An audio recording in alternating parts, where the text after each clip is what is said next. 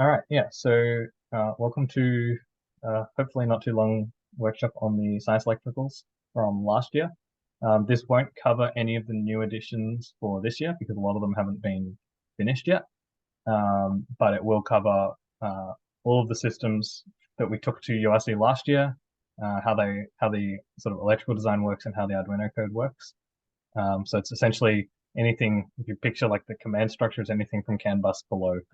So I don't touch on any of the software control side. Please jump in at any time if you've got questions. These work best if you get confused or something or want to clarify something. I can answer them now, and then yeah, I can have it there for perpetuity. And yeah, it will be recorded and put on the YouTube channel at some point. So just be aware for any questions you ask. Yeah, cool. So I guess there's sort of two main parts of the URC science electricals. The left board here is the distribution board, and this sits inside the payload itself and controls all of the pumping for the spectrometer, all the spectrometer controls and reading. And it also has voltage regulation on board that is distributed out to the rest of the science payload. And then the board on the top right there, that's the science platform board. So this is housed in the platform itself, and this controls the platform raising and lowering, as well as the servos to scoop each sample site, and a couple of other things as well. Yeah, just wanted to shout out as well, there's been probably about half a dozen people that have worked on these boards over the years since 2019. And I can't even list them all. So if you are a current or former member of the team and worked on these boards, good job, because they're really cool. All right.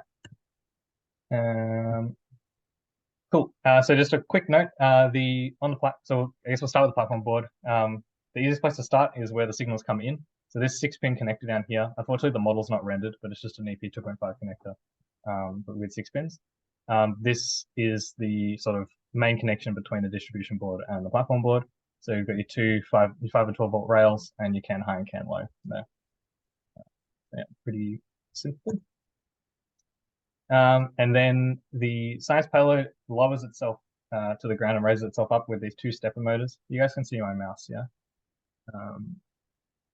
Hopefully. So on the left and right of the science payload of the platform, they rotate, and these are controlled by these off-the-shelf stepper motor drivers. These DRB 8025, similar or exactly the same as what you'd find in a 3D printer. And they're pretty easy to use. You can adjust the current limit with this potentiometer here, and I think we have them set to about 1 amp, and that just helps not draw too much current, and also make sure the motors don't get too hot, because with stepper motors they're constantly engaged unless you disable them. This is sort of the schematic here. So that's the stepper motor driver there, and then the 4 outputs. And then we've got the enable, step, and direction pins. They're the 3 controls. So the step pin is what you pulse to step the motor one like increment at a time. The enable pin, when the enable pin is low, so it's a bit confusing, right? It's an active low enable pin. So when the enable pin is active, so ground, 0 volts, that means that there is current flowing through the motor, and the motor will be locked. And if you send it steps, it will rotate the motor. If the enable pin is high or disabled, then the motor won't have any current flowing through, and it'll be free to rotate. So that can be a little bit confusing when you're, particularly, if it's enabled, it's locked, and if it's disabled, it's free to spin. So just keep that in mind. And then, yeah, there's these dip switches here. We don't really touch those. These are to control the micro stepping. So the stepper motor driver can do like half steps, quarter steps. They can do up to 64 steps or something. And then yeah, you can. So if you need finer control of your stepper motor, you can use those to achieve that. It also helps it move smoother. So like 3D printers will use a high micro stepping value to smoothly change between positions. Yeah, a couple of LEDs. So there's this step LED for each one, enable and direction. I'm pretty sure these are all functional. I'll let you know later. There are some LEDs that aren't populated because I kind of mucked up the schematic, ruining the signals. And yeah, there's just these big capacitors here to stabilize the supply. And these stepper motors run on 12 volts. Cool. Any qualms there? Hopefully that's all straightforward. You will be seeing those again. Step motors are kind of cool because it's all automated. So when the platform raises up, there are two limit switches that trigger, and when they're both triggered, the platform will stop moving. And also on the next slide, when the platform lowers to the ground, there's a distance sensor that reads how far away from the ground it is, and when it gets to a certain threshold, it will stop lowering. Yeah, so these two limit switches, it's just these connectors, and then you got to pull up resistor to 5 volts, and then the signal going out to the Arduino. These are the LEDs that I'm pretty sure aren't populated. I might have just removed the resistor, and it's because they were pulling the signal line the wrong way when it was not meant to be pulled. So I just pulled those off to make it work properly. And in the code, we've got these little helper functions called right limit switch OK and left limit switch OK. And these just check the value of the limit switch with this little debouncing logic. So there's a 5 millisecond delay, and then it checks it again. And if it's triggered, then it returns false. Otherwise, it returns true. And that's the same for both of them. All good with that. And then, like I was saying, this is the time of flight sensors. There's space for 2 of these on the board. So there's actually two connectors. You can see them down here, top 2 and top 1. And the ways these, there's a bit of a trickery with these because they both have the same I2C address when they're first turned on. So they have volatile memory for their I2C address. When you power cycle them, they lose anything, the address you program them with, and they get assigned the default value. So we have to do this thing with a shutdown pin. So each of these has a shutdown pin, which is good. And essentially we hold the shutdown pin on one of them on until, and then we reprogram the other one because they're both on the same I2C bus. So if we send the I2C address, they'll both respond and it'll just freak out. So we turn one off so that it's not doing anything on the I2C bus. Then we program the other one with a new address, and then we can release the shutdown pin on that one. This, I think it is actually implemented in the code, but we never tested it because we never needed more than one. And this runs every 50 milliseconds. It just gets so that this check send distance runs in the main loop, and if this trigger where the time between it was last checked and the current time is more than 50 milliseconds, it will then get the values from the sensors. There's a bit of trickery. If the sensor's unplugged, we just return this like the max value. And if both sensors are plugged in, it'll take the average. If only one's plugged in, it'll just take one and not the other.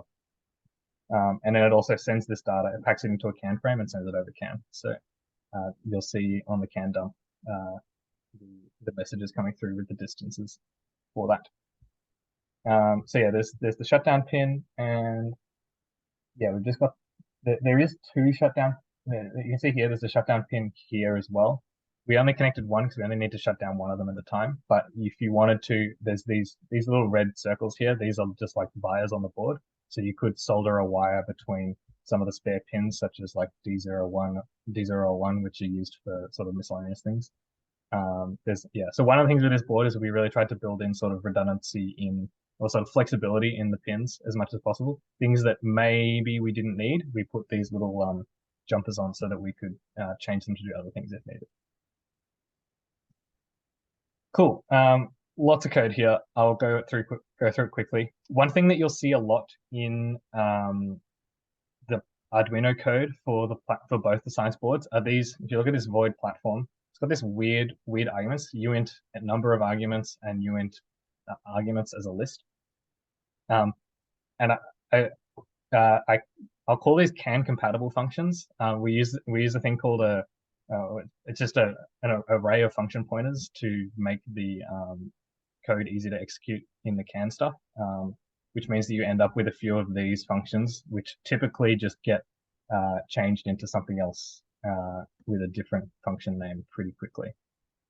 But anyway, I'll come back to that in a minute. So yeah, these are pretty self-explanatory. Step both, step left, step right. So step both sends the steps to both of them with a step delay. I think the step delay is like, here it is, 500 microseconds. So it just sends high, waits 500 microseconds, sends low. And then step left and step right just do one at a time. Step platform is just it just calls step both n times when you just pass the argument. Set platform direction, sets the direction pin. This is actually a sort of a typo. There is only one direction pin. They're shared between the two steppers, so that you don't need to do it twice like it's done here. Enable, this is a CAN compatible function, and this just enables or disables the steppers, so it means it's free to rotate if it's disabled. And then this platform is also the CAN compatible function. So you can see that it takes the first argument here is the direction. So it gets passed n equals 2, which is the number of arguments. The first argument is the direction. So if arg0 is 1, then it sets to up, otherwise down. If args1 is, and then it looks at the number of steps. So args1 is if it's a fine number of steps or a coarse number of steps. So you can see here, coarse steps is 100. Sorry, fine steps is 100 steps, and coarse steps is 400. So that's just for like manual control. So in the software GUI, you can press one button and it'll lower it about, I think it's about 2.5 millimeters. Or you can do a coarse send and that'll move it down about 1 centimeter. So that's a sort of manual fine control once you've lowered it. The retractor top is also a CAN compatible function, and this is fairly straightforward. It just checks, it steps both, so it lifts the whole platform up and just checks both of the limit switches. But there's a bit of cleverness in here that if the platform loses level and one of them hits the left side hits the limit switch first, it'll stop moving the left one and it'll move. So if the left one hits first, it'll jump down to this while loop and it'll go while right limit switch is okay, and then it'll only step the right side. And the same is true for vice versa. If right side hits first, then it'll only move the left side. So that's really helpful because sometimes the platform can get pushed around and lose level. So every time you return to top, it's back to true, which is good. There's these check for abort functions as well. We'll come back to those later. And then lastly, there's just the extent to bottom, which sends, so it just checks if the distance is less than the threshold. Whoopsie. And if it is, it steps them both down, and then also checks the distance and sends that over CAN. Cool. It's probably one of the worst code slides ever. Anyone got any questions on how that works? All right. Sick. Glad we're through that. Cool. Servos. These are pretty straightforward. There's 5 on the platform. 4 of them are for the scoops, and 1 of them is for the microscope. And these are directly attached to the Arduino hardware PWM pins. You can see here 0, 1, 2, 3, and 4. And then there's the 2 scoop connectors, 3, 4 scoop connectors, and then the microscope connector there. Pretty easy code. This is just the setup. So, digital writing the initial positions. So like writing the initial angles to all of them. And then there's a little bit of trickery because of the orientation of the servos and the payload. For some of them, like scooped is 180 degrees, and for some of them, scooped is 0 degrees. So there's just a bit of logic there. And the microscope has the same thing. Just 2 different constants for which angle is closed and open. Sweet. I have a question. Yeah, go. Do we have space for a 6th server on the platform board? Because I think we need another one for the cache. Yeah, so there's a platform extension board. I think Anthony's working on that. So that will plug in to CAN here, and it'll just give you another servo, basically. Yeah, the processing board has 3 more servos. Awesome. Oh, okay. That processing board's different. Or is it Jack? I think Jack's working on there's a tiny board Jack's doing the extension. Yeah, cool. Okay, cool. But we have thought about that. Cool. And then all the servos run on 5 volts. So all the steppers run on 12, all the servos run on 5. LED and laser. I didn't get a picture of this, but essentially with the microscope, there's an LED to light up the rocks and a laser to point at the rocks to kind of get an understanding of how big the grains are. And these are just controlled through pretty simple MOSFETs. These are just tiny BSS 138 MOSFETs. And to be honest, a lot of these like inrush limiting resistors and pull down resistors on the gate probably aren't needed because they're directly connected to the Arduino, but they're there anyway. They don't take up that much space. And that's all just down here. And then, yeah, again, CAN compatible functions, so it makes it a little bit hard to read, but it just, yeah, disables and enables the LED and the laser. Just a note on the LEDs, if you're looking at the schematic, I did the LEDs in a bit of a fun way for this. Essentially, there's two subsheets, one called MOSFET LED, which looks like this, and one called normal LED, which looks like this. Just depending on whether it needed to be buffered or not, I used the MOSFET LED. But yeah, cool. Lastly, some further connections. So as we were just talking about, there's a breakout here for CAN 5 volts and 12 volts. And this is going to be how the cache servo connects with its own little board. And the 12 volts and 5 volts are also controllable over like disableable through the USB. I don't think there's any code for that at the moment, but you can write it if you want. But by default, I think they're enabled. I'm not sure. You'll find out when you try and plug it in. And then, yeah, again, we've got like jumpers and these like little wires here so that we can have a bit of flexibility with those. Cool. Lastly, the CAN stuff. This is the same on both boards. The schematic might look really complicated, but it's just copy paste if you are using it. One thing to note is that, so yeah, again, it's basically just an SPI to CAN adapter for the Arduino. And this is all you really need to care about, that block. You do need to make sure that your pins are connected exactly in the right way to the Arduino because they are specific hardware pins. One thing to note though, in the CAN configuration, this was a brutal bug to figure out. We had a problem where we couldn't, when we set the filters, so you like turn on the CAN bus and you set bit rate. If we had any of these lines, the filter mask line or the filters, which sort of, you know, reject CAN messages that don't have the right address, right? If we set any of those, it would stop working. What the hell's going on? Turns out the functions in here, they put the chip, so this CAN controller chip, they put it into a mode called config mode, and they don't take it out of it by default at the end. So you have to make sure that you put it into normal mode afterwards. Incredibly frustrating and not well documented, but anyway, now it is documented in this video. And yeah, there's a few different IDs. So if the platform, so if we're sending a message from the Jetson to the platform board, it'll have ID 0. And the platform will respond to every command with this confirmation ID, which is ID 3. And it'll either contain a 1 if it's successful or a 0 if it's failed. This is only used in a couple of places, but basically if the boards are doing something when they receive a message and they can't act on that command, then they'll respond with the 0. But if they can do it, they'll respond with the 1. And then sending from the platform back to the Jetson, ID 4 is the distance, so the distance sensor measurements, and ID 5 is the abort command. So the abort command is also sent from the Jetson to the platform, and this, if it's doing a long-term like routine. So for example, like extending to the bottom, if say for example you extend to the bottom and something goes wrong with the distance sensor and it doesn't measure the distance properly and it starts crashing into the ground, you can send it this abort command and it will stop running. Cool. Another monster code line. This is just the main loop. Again, we've got this little thing here to check. So the loop will run like continuously. So it might run like a few hundred times a second, but only once every 10 milliseconds will the main loop actually run, and it will check and only if there's a packet. So if it's at this interval and there's a CAN message in here and it's of the error OK, which is a bit of a weird name, but that's a good packet, it'll then perform a thing. It'll check if it's the platform incoming command ID and that there's data in it.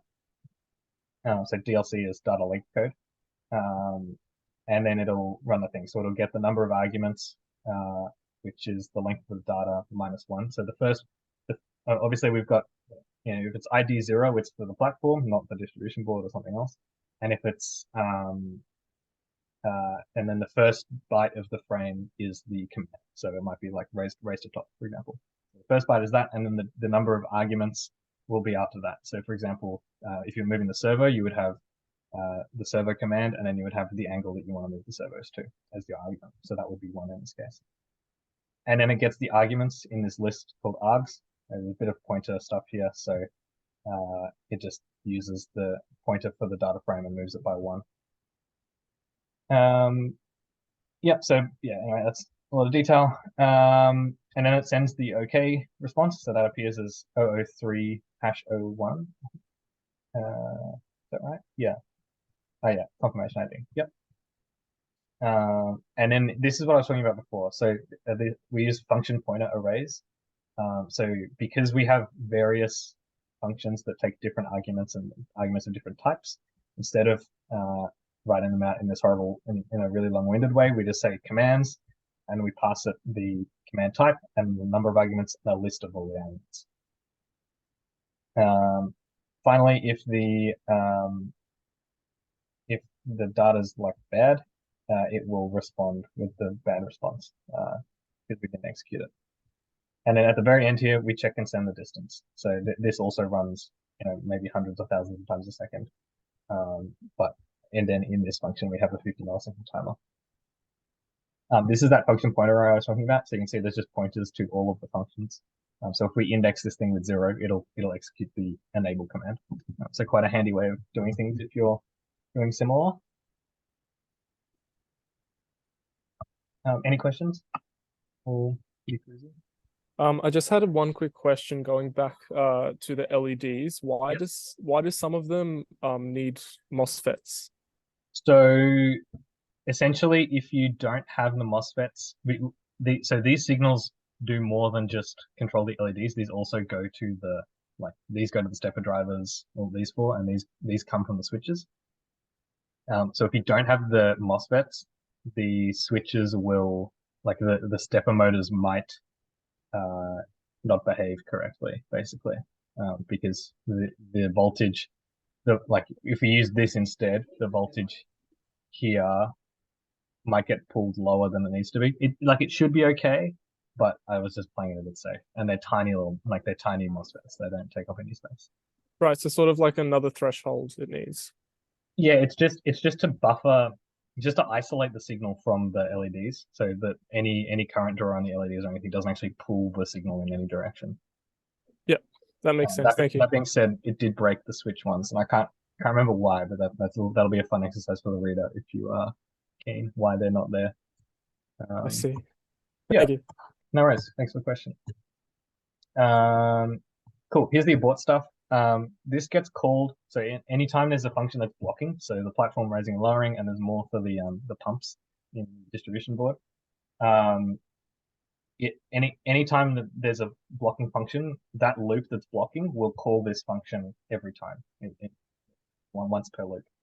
So it'll check if there's a CAN message, and if the CAN message is the abort frame, the abort message, it'll return true. Otherwise, it'll return false. There's also a catch here. If the incoming message is a normal command, which we can't execute because we're currently doing other stuff, then it sends this bad response, so that's the 03-00 CAN frame. Yeah, and this is because otherwise there's no way to get out of these loops because the Arduino is stuck in there and we can't get to it because it's stuck in that loop running, and it's not actually running through the main loop. Does that make sense? Yeah. Any questions on that? Yeah. Where is this function called? So inside, I don't have it handy, but inside the raise to top and lower to bottom functions, it'll be probably at the end of those, at the end of the loops in those. Okay, so it's just inside any blocking loop. Correct. Yeah, any blocking loop. Yeah. It'll have that. Yeah. Yeah. I can't say I invented this. This was most of the cool things in this code were written by Josh Cherubino, who is a wizard at C. Yes, he's no longer on the team, sadly. Cool. Arduino, platform spare Arduino pins. The short answer is not really, which is why we've got this extra board for the cache servo. But you could drop some low priority things. So like the 12-volt enable and the 5-volt enable, you could probably just pull those high so it's always on. And you could potentially combine the LED and laser enable pin maybe. And if we don't need the second time of flight sensor, we don't need that shutdown pin. So that gives us an extra pin as well. That being said, You can't really add a new servo because the hardware PWM pins are all taken. So you can see, although it's only 4 and we've got 5, so maybe we have one on the software PWM pin. Anyway, yeah, we do on D4 and it works fine. So anyway, so maybe we didn't need a new board. Oh well. Cool. A bit of explanation on Git. It's kind of shit right now, to be honest, but I know it would cause Drury a connection. It's all of the existing code, like the current functioning code, is in the feature/refactor science branch, and it should be merged to master. Although all of the project names have hilarious names that I'm pretty sure I wrote because it was probably 2 o'clock in the morning when I started them. And worth noting as well that each of these projects has like the main INO file, which contains all of the actual code. And then I've also got these constants.h and pins.h. So all the pin assignments are done in pins.h, and all of the constants, so those like delays and any like angles for microscopes and whatever, they're all in there. So if you're trying to find where these constants are set, they're in there. And they're all done with hash defines. Yeah. Cool. Only 30 minutes for platform. That was pretty good. Onto distribution board. This guy is probably a bit simpler. First off, the stuff coming in. So we've got the battery voltage. This is a megafit connector here. So battery voltage comes in directly from the Panamint connector on the front of the Rover. And then we've got this Ethernet jack here for the CAN. It's a bit overkill because there's 8 conductors in it and we only use 2 of them, but it's sort of the standard that we use now. But it seems to work. One thing to note, I'm pretty sure I just remembered that the CAN high and CAN low pins are swapped on this by mistake. So there's a special Ethernet cable for that one. So yeah, that's something to fix in a new revision if we ever do one. We've got the 2 buck converters here. So these are just 12 volts and 3 volts. They're just the LM2596 bucks, so they can do 3 amps each. And they're both going through with 3 amp fuses. Yeah. And then, yeah, lastly, the platform connection, which I mentioned before, that plugs in here. And it's just a really long sheathed cable that runs down between the 2, so there's enough room for it to move.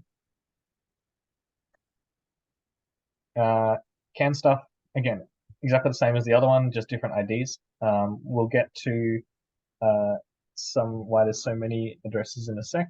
Again, though, we use these function pointer arrays, so a lot of different functions now. So it's all about the spectrometer. And with those, we've got, so the commands are on 1, the confirmation is on 6. So that, again, if it successfully executes the command, it'll send back 6-1. We've got the abort ID again. And then there's these 4 IDs for the data streaming back. So the FDA data from the spectrometer has ID 7, BCA has ID 8, BME, which is the pressure humidity sensor, I think, is ID 9, and the anemometer is ID A. So that's the Vane. So they all kind of have their own, they send at different times depending on what's going on. Cool. Pumps. Pumps are a nightmare, to be honest. They're a nightmare in a lot of ways. I know the mechanical design is quite tricky as well. There's 4 pump groups, and so the first pump group fills the scoops with the buffer solution. The second pump group gets that buffer solution from the scoops, which has been mixed with the dirt, from there through the filters, and then into the shot glasses. And then the last set of pumps takes the shot glasses and fills the cuvettes in the spectrometer. The cuvettes are just little like shot glasses, little like test tubes, basically. So yeah, so you can see here, if pump group is flush pump, we set the flush pump pins. If it's scoop to shot, we send the scoop to shot pins. And if it's the spec fill one, we do that, and if it's spec fill 2, I'll explain why there's 2. So yeah, so it's a little, sorry, I've sort of simplified it a little bit. Because there's so many motors for scoop to so many pumps for scoop to shot, we split them between 2 control groups. So these are just shared. And then the spec pump runs twice, and there's two different delays depending on which one it's doing, because basically the spec pump gets split between, I think it's like 8 cuvettes. It fills those 8, and then the spectrometer rotates and it fills the other 8. But the thing is, because the fluid has already moved through the tubes, which were empty, it takes less time on the second one. So this one runs for a shorter amount of time than the first one. Does that make sense? All those ones? Thanks, silencers. Hopefully good and not bored. And then, yeah, again, we've got this special delay to allow us to abort these if we need to. And it's kind of annoying. Basically, if you use time.sleep, or not time.sleep, if you use delay, then that's blocking and nothing will happen. So we've got this custom delay where you pass it how long you want to delay for, and inside it has this little loop that delays, and inside the loop it'll run that check for abort command. So if there's an abort message in the can, it'll do that. It also sends the environment data, so the anemometer and the gas sensor. It'll send that as well when in that. So yeah, there's a lot of like really annoying little things like that we have to do to make sure that the board stays controllable when it's doing blocking functions. Lastly, just on the electrical design, we've got, again, just MOSFETs. We've got some PVS diodes here and a flyback diode on the pump as their motors. And these run on battery voltage, which I forgot about. These were originally on 5 volts, but we souped up the motors to bigger guys, and now it runs on battery voltage. And I just use these 4 pins here. Any questions? How did you change the motors to run off battery voltage instead of 5 volts? It was on an old revision of the board. They were 5 volts. Oh, okay. Yeah, the Science used to use like 6-volt aquarium pumps or something. Or not aquarium pumps, but they were small, and they just like randomly died all the time. So we said screw that and made our own. Yeah. Will the new pumps be able to handle the new battery voltage? Yeah, well, this is what we ran last year on so we had 24-volt pumps last year. Oh, the upgraded battery voltage. Yeah. Yeah, it should be okay. She'll be right. Cool. I think we ran the same ones for the Auger raising one this year. Oh, I think. cool. And we only blew one of those up. Yeah, should be right. Cool. Yeah, that's a good point. Not much we can do about it. Test it and find. No. Exactly. That's the spirit. Yeah. Cool. All right. Bit more pumps. So these control group functions we pass. This is again like a CAN compatible function. So we pass it if we want to run a specific control group. We have the ability to do this, but we don't really use it in practice because it's easier to use these internals and fill functions. So internals, it's pretty easy. All it does is run control group 1 with the parameters, and then runs control group again. So wait. Oh, here, parameters is, yeah. Written really weirdly. I think I had weird problems with getting this to compile when I wrote it, and it was probably, again, a late night. But yeah, basically it just runs control group 0 and then control group 1. And so that fills the scoops with the flush pump, and then pulls it back into the shot glass. And then we can inspect the shot glasses with the cameras, and then we can run this fill function, which it moves to cuvette 4, runs control group 2, then moves to cuvette 2 and runs control group 2 again, but at a shorter time. Where do I set that? Yeah, can't remember. Anyway, it does run for less time. Oh, it's a different control group. That's why it's control group 3, and that's where the time's set. So back in this function, the time here is spec fill time 2 versus spec fill time 1. Cool. All right. So yeah, if you're not really aware, this is the spectrometer down here. So we've got the LED down the bottom. We've got all these different slots for the cuvettes, which are these square things. And then you can't see it here, but on the side there's two of the sensors. Oh, I'm sorry, on the side there's one, and on the bottom there's one. So one's for transmission light, and one's for reflected light.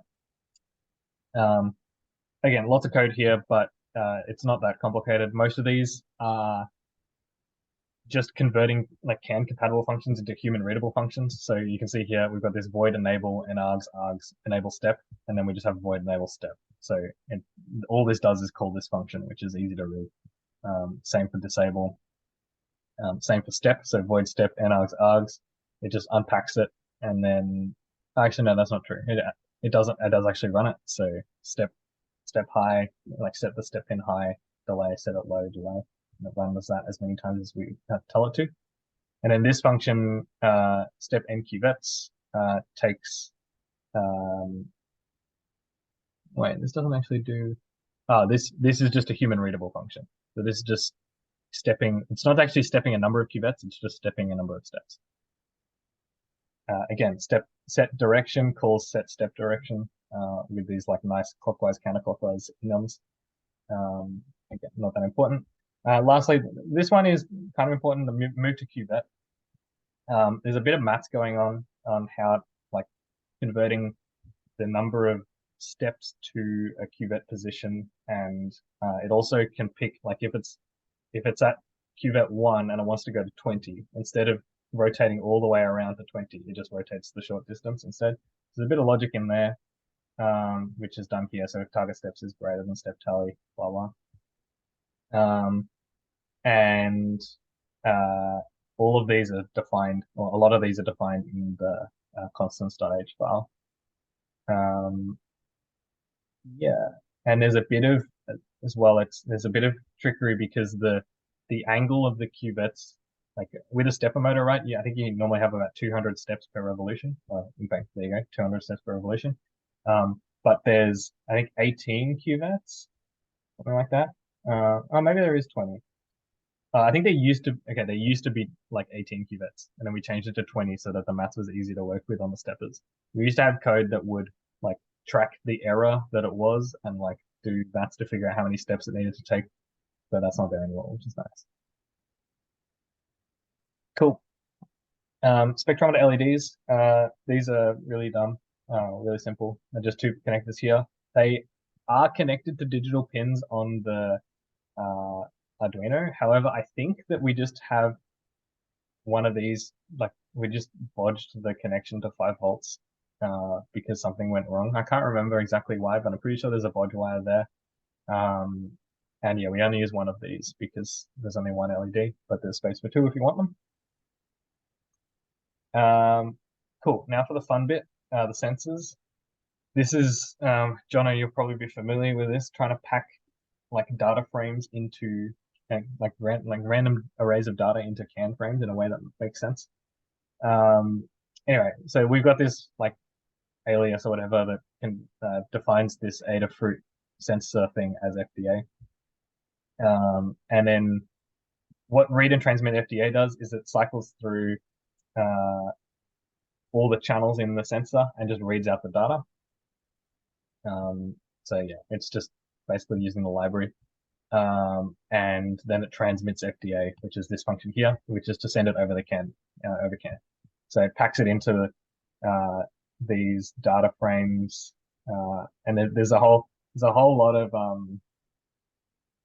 other information with it. So like, yeah, how do I explain it? So yeah, we send with FDA, we send 5 different CAN frames because there's so much data, and the first byte of each CAN frame is the frame ID. So here we have ID 0, 1, 2, 3, 4. And then for the first frame, it's sort of the header frame, which has a bunch of information in it. So it's got that the data is valid, so the sensing actually worked properly, which cuvette number it is, and which scan number it is. So we do multiple scans at each cuvette to sort of get an average. So that's what that's for. And then we send the FDA header frame. And then here we have ID 1, and we just pack in the data from the array. So I think we do, we do 6 reading, 3 readings each, and I think they must be 16 bits each, which is getting up to this max size a can frame can be.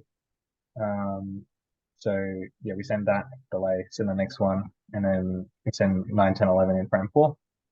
Yeah, because there's 12 readings from the sensor. We don't use all of them on the other end, but we just send them all as we can. One thing to note is that there's the two NIR sensors. Originally we used the same ones, but it was really annoying because they had the same I2C address and you can't change them, which meant that we had to use 2 I2C buses, which was really annoying, and it had to be software I2C, which was not very good. So we changed it so one's a 10 channel and one's a 6 channel, and that worked a lot better. And they just plug in up here, just directly connected. This one's BCA. I've used the same picture, but I think that one looks slightly different. Or that might be the BCA and the other one might be different. This works basically the same thing, but there's less data. So we pack the header frame and then we send 0, 1, 2 and 3, 4, 5 in each frame.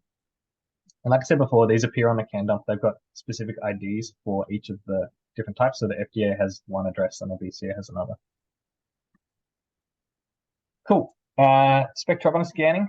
So yeah, this is what it looks like on the can dump when you send. So you can see this is the 01 there is the command, and then 05 is the confirmation back from the distribution board. And then we've got the header packet, and then each of these is one reading, I think. I don't remember. I can't really. It's been a while since I've read these, and I can't remember what they really look like. But I can assure you that that's what the code does. And yeah, so when we're doing a scan with this, so the scan function scans all of the cuvettes. So you can see this loop here loops through all the cuvettes, and then this loop here loops through a number of times to read each sample. So I think we do maybe 5 per loop, per cuvette. And then there's also this function here, which can go back to a specific cuvette and just scan it once. So if we need to like redo a reading, we can do that. Cool. On to the last few things. The BME sensor. This just reads temperature, pressure, and humidity.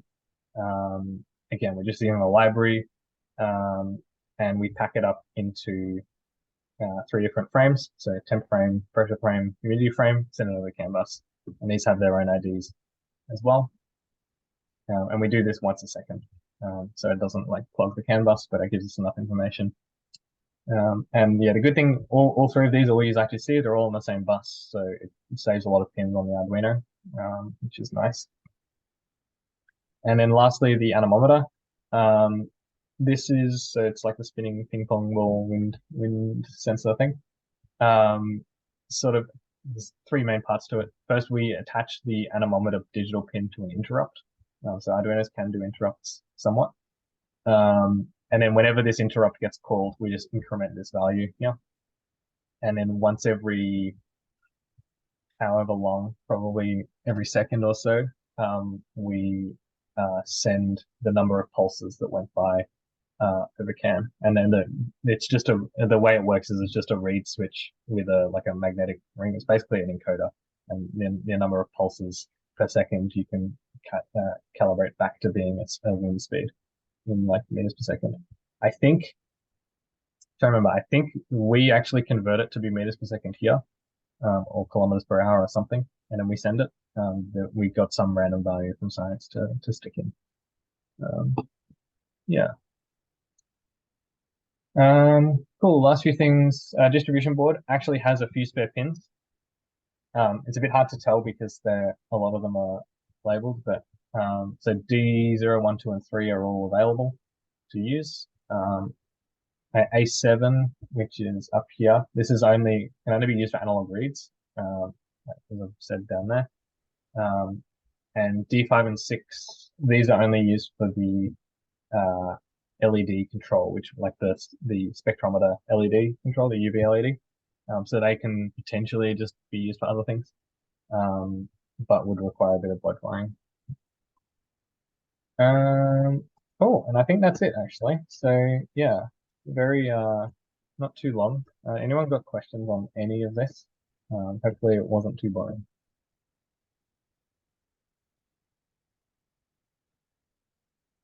Not overwhelmed. No, that was really good. Thanks, Will. But yeah, hopefully this is a useful resource if you like can't understand how the code works. You can come back and watch this, and my explanation is reasonable.